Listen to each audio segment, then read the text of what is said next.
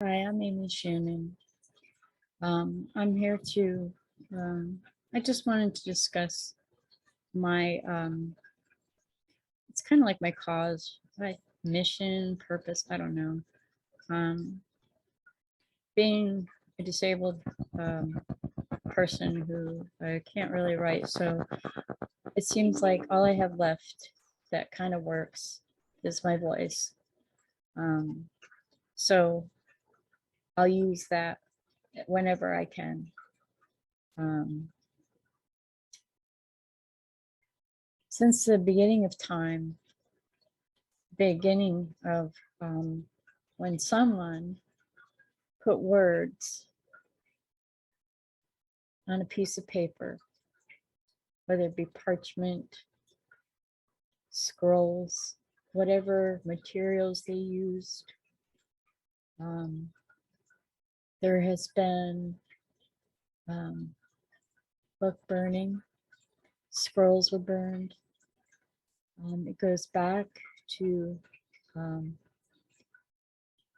know, BC. Before that, if people didn't agree with content or the subject matter, or they didn't like the author's, the writer's personal life, they would outcast the author, burn their work. Now, nowadays, we know that we can print anything. It can go viral, even if people are trying to ban or burn books. Sometimes it makes that book more appealing to others. And I know I've read a lot of books, and I have a lot of paperback books on my bookshelf, and of course I have 2 Kindles full of stories that I have read or I still have to read. But when I was doing research, I was really shocked to discover that a lot of the books that were on that list were books that I had literally sitting on my bookshelf, or the story was within one of the books. From Walt Whitman to William Shakespeare, even the Bible or versions of a Bible, different religions, whatever they use, whatever they call their Bible, that is definitely something that's like the top banned book.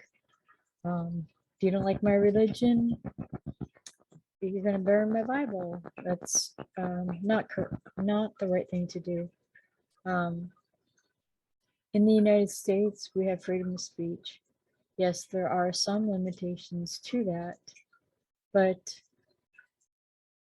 as a writer and a reader, I want to be able to choose what I want to read. I want to read whatever I want to read.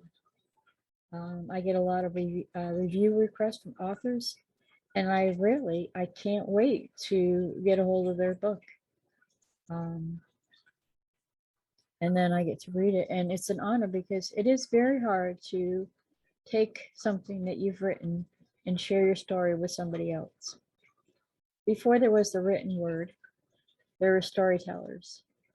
Before many writers could sit down and write a novel, they probably told stories, shared stories of generations of their family. Different cultures, that's what they live on, the stories. And some of us try to get those on the page because the stories that are told, they change over the years. Generations may not hear the entire story. So putting that particular story on paper is a way that you could share your legacy. If one person reads it, great. And if they like it, tell the world. I would be insulted if someone said, oh, you wrote this, so I'm not going to read it because it has this in it. I've had 3 pen names,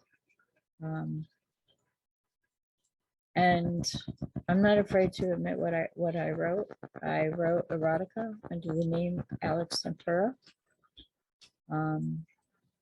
and some of it was straight couples, others were LGBTQ, and I'm not afraid to say I wrote that.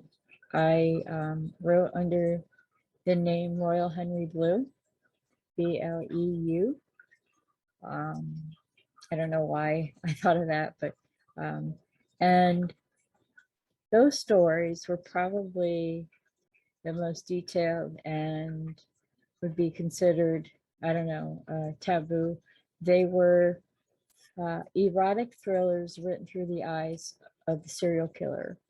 And I didn't realize, but then I also had this pattern that these serial killers were also gay men.